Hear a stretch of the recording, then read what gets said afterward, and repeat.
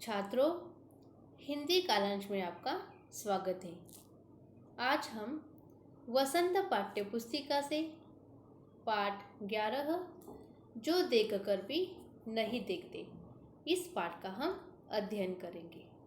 यह कथा एक ऐसी महिला ने लिखी है जो 1.5 वर्ष की आयु में ही अपनी देखने और सुनने की शक्ति को खो चुकी थी। वो है Helen Keller.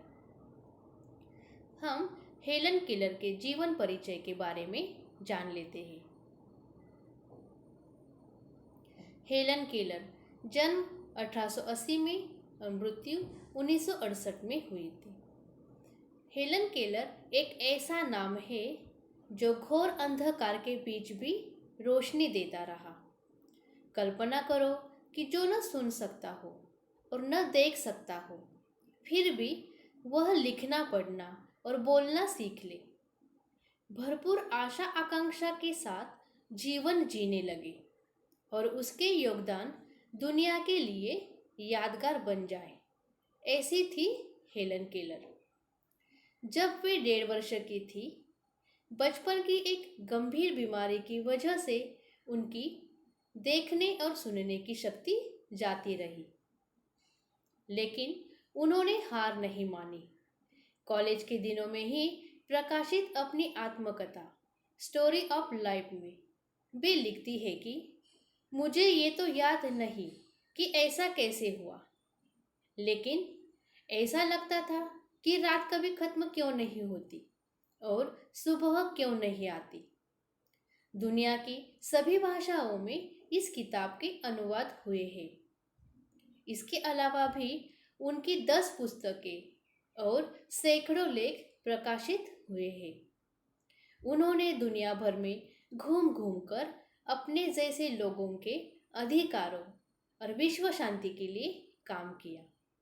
Helen Keller Bharat में भी आई थी।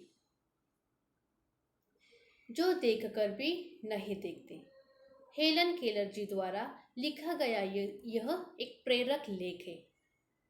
इस पाठ में लेखिका ने मनुष्य को अपना जीवन बेहतर बनाने की प्रेरणा दी है।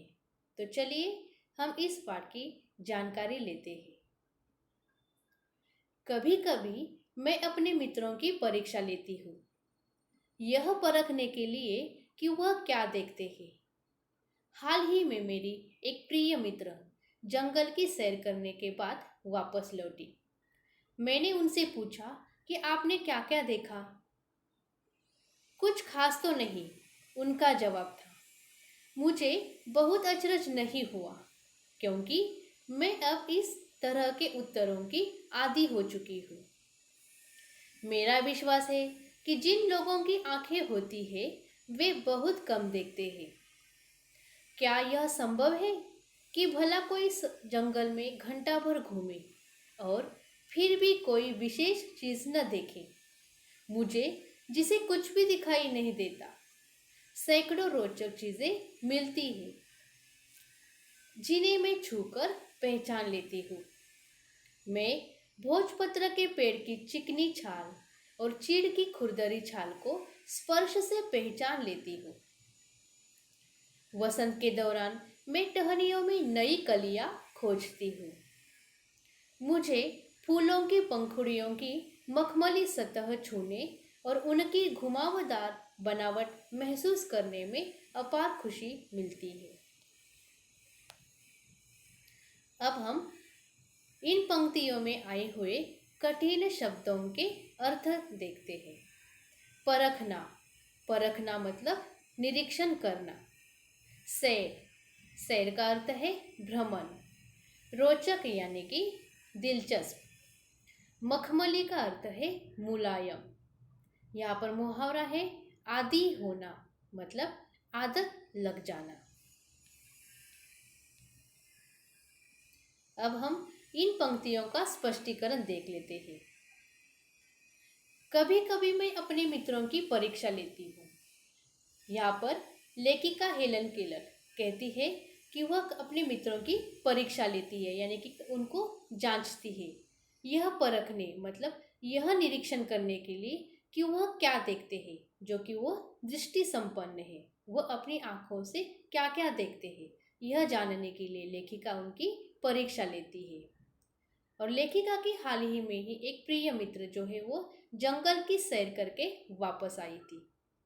तब लेखिका ने उनको पूछा कि आपने वहाँ क्या क्या देखा। तो उनकी लेखिका के प्रिय मित्र है, उनका जवाब था कि कुछ खास तो नहीं। वह अपने प्रिय मित्र से पूछती है कि आपने वहाँ क्या देखा। तो सामान्यतया उनका यही उत्तर था कि कुछ खास नहीं, मतलब वहाँ पर कुछ खास नहीं देखा था। तो लेखिका कहती है कि इस उत्तर से मैं अभी आदी हो चुकी है, मतलब यह उत्तर सुनने की मुझे अभी आदत सी हो गई है। इसलिए उनको ज़्यादा अचरज नहीं हुआ कि उनके प्रिय मित्र का यह जवाब सुनकर। इसलिए लेखिका कहती है कि मेरा विश्वास है कि जिन लोगों की आंखें होती है वे बहुत ही कम देखते हैं। लेखिका को यह विश्वास नहीं होता है कभी कभी कि कोई आदमी, कोई व्यक्ति 1 घंटा जंगल में घूमे और वहाँ कुछ विशेष चीज उनको दिखाई नहीं दे। इसलिए लेखिका को कभी कभी आश्चर्य होता है कि ये कैसे होता है, जो कि दृष्टि संपन्न लोग हैं, जो अपनी आंखों से प्रकृति का नज़ारा, प्रकृति के घटक देख सकते हैं, और वह 1 घंटा घूमने पर भी उनको उस जंगल में, वहाँ उस वातावरण में कुछ खास क्यों नहीं दिखाई देता है। क्या यह संभव है कि भला कोई जंगल में 1 घंटा भर घूमे और फिर भी उनको कुछ विशेष चीज न दिखाई दे। इसलिए लेखिका को कभी कभी आश्चर्य होता है। इसलिए वह कहती है कि मुझे, यानी कि मुझे कुछ भी दिखाई नहीं देता है, मैं दृष्टिहीन हूँ, फिर भी सैकड़ों रोचक चीजें मिलती है जिन्हें वह छूकर पहचान लेती है। लेखिका कहती है कि जो दृष्टि संपन्न लोग हैं, आंखें, अपनी आंखों से देख सकते हैं नज़ारा, जो भी प्रकृति के घटक है, फिर भी वो अपनी आंखों से कुछ देखना नहीं चाहते हैं। और जो कि मुझे कुछ दिखाई नहीं देता है, फिर भी मैं उस इतनी सैकड़ों चीज़ें जो मुझे मिलती है, मैं उस चीज़ों को छूती हूँ और पहचानती हूँ कि वो क्या चीज़ें हैं, कौन सी चीज़ है।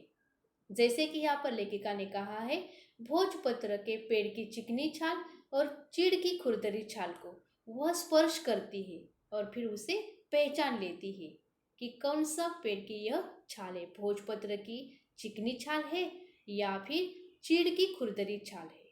उस छाल को वह स्पर्श करती है, छूती है और फिर पहचान लेती है। वसंत के दौरान मैं टहनियों में नई कलियां खोजती हूँ।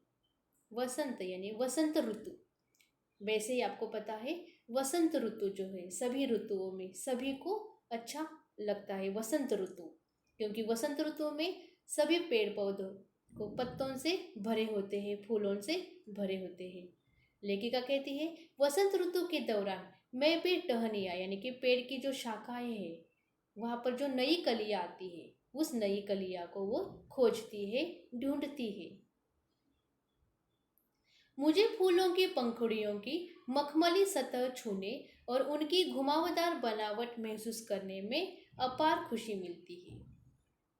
यहाँ पर लेखिका कहती है कि वसंत ऋतु के दौरान जो पेड़ पर आई हुई शाखाओं पर जो नई कलियां है, मैं उसे खोजती रहती हूँ, ढूंढती रहती हूँ, और फूलों की जो पंखुड़ियाँ हैं, फूलों की जो मखमली यानी कि मुलायम पंखुड़ियों को वो स्पर्श से पहचान लेती है, और उनकी जो घुमावदार बनावट है उसे वो महसूस कर बहुत ही आनंदित हो उठती है, उनको अपार खुशी मिलती है। इस तरह से हम देखते हैं कि लेखिका दृष्टिहीन है, इसीलिए वह पेड़ की जो छाल है या फूलों की जो मखमली फूलों की जो मखमली पंखुड़ियाँ हैं, उसे वो स्पर्श से पहचान लेती है। पेड़ की छाल को वह छू कर पहचान लेती है कि वह छाल जो है वो किस पेड़ की है। आगे देखिए, इस दौरान मुझे प्रकृति के जादू का कुछ एहसास होता है। कभी जब मैं खुश नसीब होती हूँ तो टहनी पर हाथ रखते ही किसी चिड़िया के मधुर स्वर कानों में गूंजने लगते हैं। अपनी अंगुलियों के बीच झरने के पानी को बहते हुए महसूस कर मैं आनंदित हो उठती हूँ। मुझे चीड़ की फैली पत्तियां या घास का मैदान किसी भी महंगे कालीन से अधिक प्रिय है। बदलते हुए मौसम का समा मेरे जीवन में एक नया रंग और खुशियां भर जाता है। कभी कभी मेरा दिल इन सब चीजों को देखने के लिए मचल उठता है। अगर मुझे इन चीजों को सिर्फ छूने भर से इतनी खुशी मिलती है तो उनकी सुंदरता देखकर तो मेरा मन मुग्ध ही हो जाएगा। परंतु जिन लोगों की आंखें हैं वे सचमुच बहुत कम देखते हैं। इस दुनिया के अलग अलग सुंदर रंग उनकी संवेदना को नहीं छूते। मनुष्य अपनी क्षमताओं की कभी कदर नहीं करता। वह हमेशा उस चीज की आस लगाए रहता है जो उसके पास नहीं है। यह कितने दुख की बात है कि दृष्टि के आशीर्वाद को लोग एक साधारण सी चीज समझते हैं, जबकि इस नियामत से जिंदगी को खुशियों के इंद्रधनुषी रंगों से हरा भरा किया जा सकता है। इन पंक्तियों में आए हुए कठिन शब्दों के अर्थ हम जान लेते हैं। यहाँ पर पहला है एहसास, मतलब अनुभव। समा यानी कि वातावरण। मचल उठना यानी कि बेचैन होना। संवेदना यानी अनुभूति, चेतना। नियामत का अर्थ है ईश्वरीय उपहार। यहाँ पर मुहावरा है आस लगाना, मतलब उम्मीद करना।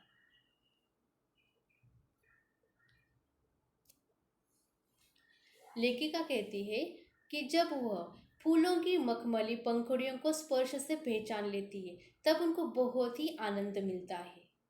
और इस दौरान यानी वसंत ऋतु के दौरान जो प्रकृति का जादू है वो कुछ एहसास होता है उनको।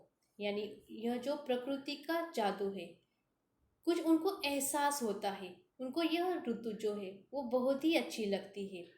प्रकृति का जादू इसे इसलिए उन्होंने कहा है। कभी जब वो खुश नसीब होती है, लेखिका कहती है, जब मैं खुश नसीब यानी कि भाग्यशाली होती हूँ तो टहनी पर हाथ रखते ही किसी चिड़िया के मधुर स्वर कानों में गूंजने लगते हैं।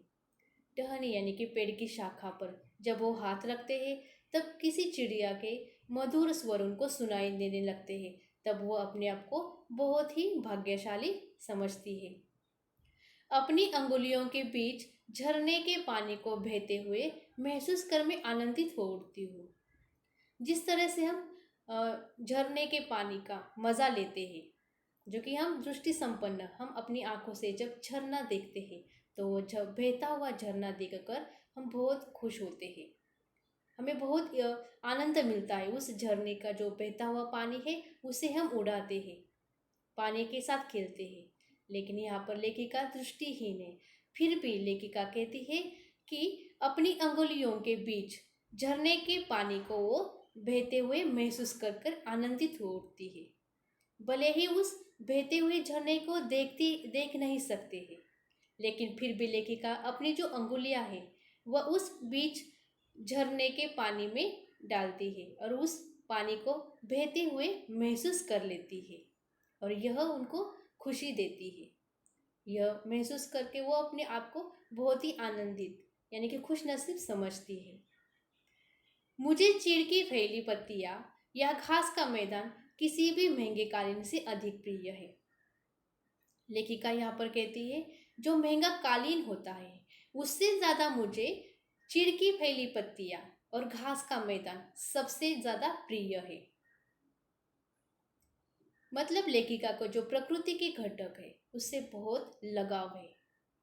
चाहे वो प्रकृति के घटक जो चीजें हैं उसे ना देख पाए, लेकिन उन चीजों को वो छू कर एहसास उनको खुशी का एहसास मिलता है उस चीजों को छूने से, उस चीजों को स्पर्श करके।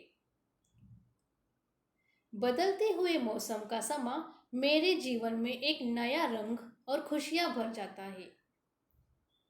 समा यानी कि वातावरण। यहाँ पर लेखिका ने कहा है कि मौसम का जो बदलते हुए मौसम का जो वातावरण है वह लेखिका के जीवन में नया रंग और खुशियां भर जाता है। जिस तरह से प्रकृति में बदलाव आता है ऋतुओं की वजह से, और बदलते हुए जो मौसम है, मौसम का जो बदलता हुआ मौसम का जो वातावरण है, वह लेखिका के जीवन में खुशियां और नए रंग भर जाता है।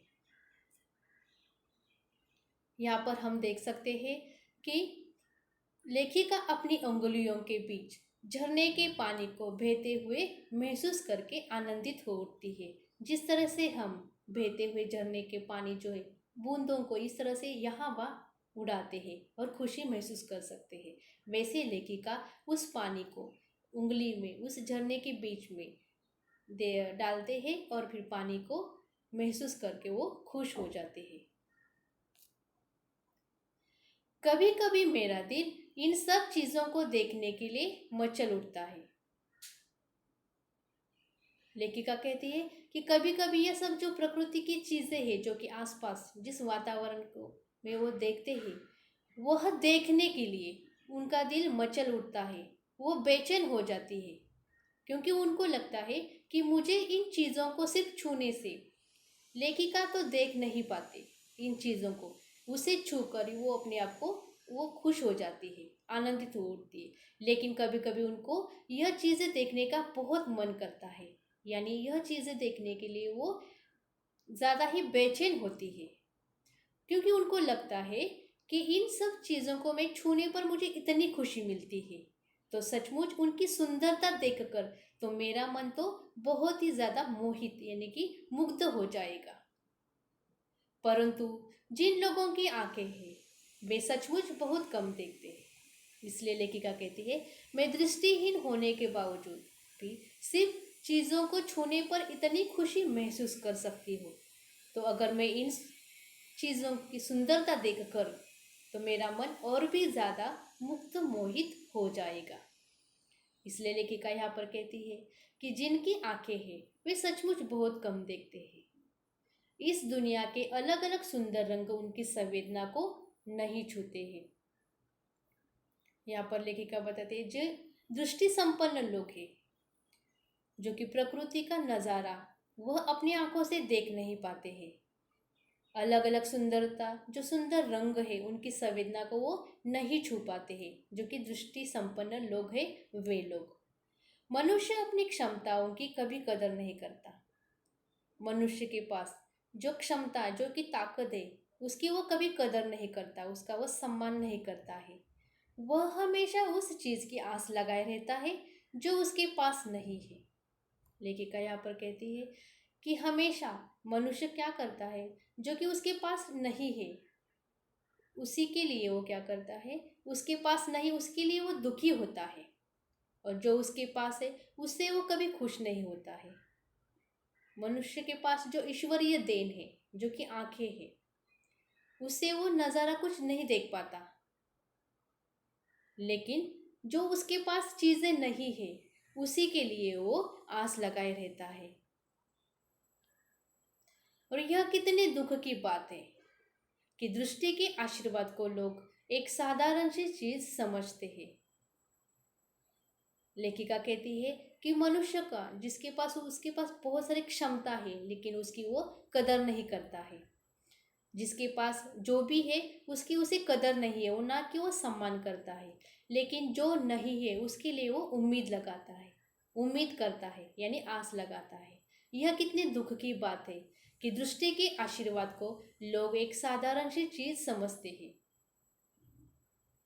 लेखिका कहती है जो कि ईश्वरीय देन है, हम आंखों से देख पाते हैं, मतलब दृष्टि संपन्न हम हैं, तो यह जो दृष्टि है वह भगवान की देन है, भगवान का आशीर्वाद है, और उसे ही हम साधारण सी चीज समझते हैं। जबकि इस नियामत से जिंदगी को खुशियों के इंद्रधनुष रंगों से हरा भरा किया जा सकता है, जो कि ये जो देन है नियामत यानी कि ईश्वरीय देन जो है, उस देन से हम जीवन की जो खुशियाँ हैं इंद्रधनुषी रंगों, इंद्रधनुष यानी कि जिस तरह से 7 रंग होते हैं इंद्रधनुषों में, उस इंद्रधनुषी रंगों की तरह हम अपना जीवन भी हरा भरा कर सकते हैं, जो ईश्वरीय देन है दृष्टि से, लेकिन जो कि हम करते ही नहीं है। हम हमारी आंखों से कुछ देखना चाहते ही नहीं है।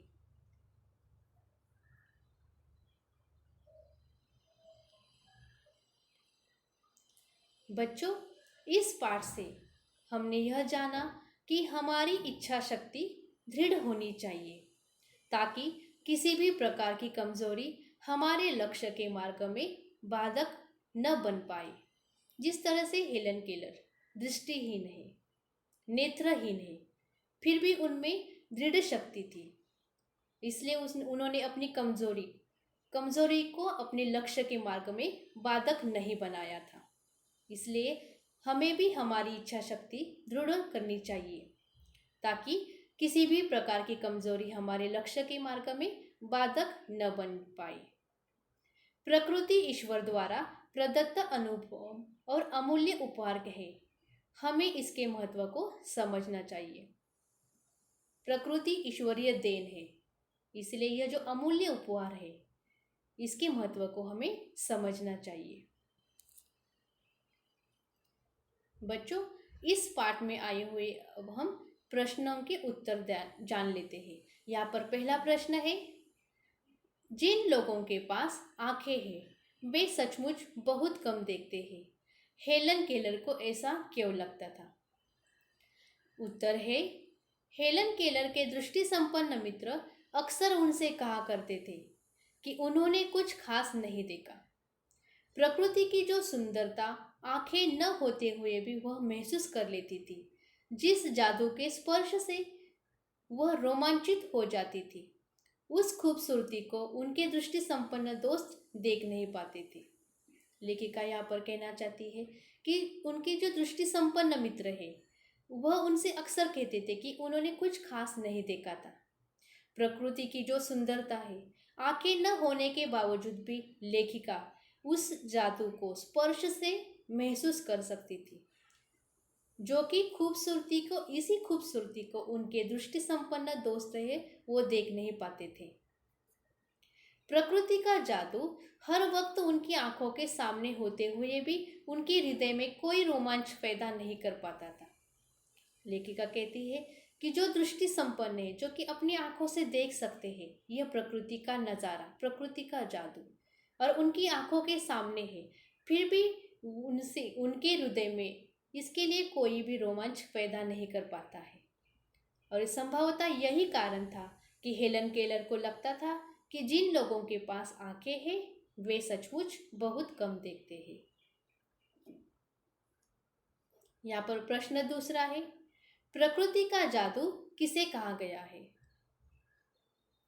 उत्तर है, अलग अलग वृक्षों की अलग अलग छाल और पत्तियां होना, बसंत के मौसम में स्वतः ही कलियों का खिलना, फूलों की पंखुड़ियों की अलग अलग घुमावदार बनावट और उनकी मुलायम सतह तथा प्रकृति में पल पल होने वाले परिवर्तन को प्रकृति का जादू कहा गया है। जिस तरह से विभिन्न वृक्षों की अलग अलग छाल होती है, पत्तियां यानी कि पत्ते होना, वसंत ऋतु के दौरान खुद ही मतलब स्वतः ही कलियों का खिलना और फूलों की पंखुड़ियों की अलग अलग घुमावदार बनावट और उनकी मुलायम सतह तथा प्रकृति में पल पल होने वाले बदलाव को प्रकृति का जादू कहा गया है। तो बच्चों, इस तरह से इस पाठ में हेलन केलर ने जिस तरह से हम मनुष्य को प्रेरणा दी है, तो मुझे आशा है कि इस पाठ में जो मैंने आपको यह पाठ जो सिखाया वह आपको अच्छे से समझ में आया होगा, मैं आशा करती हूँ। धन्यवाद।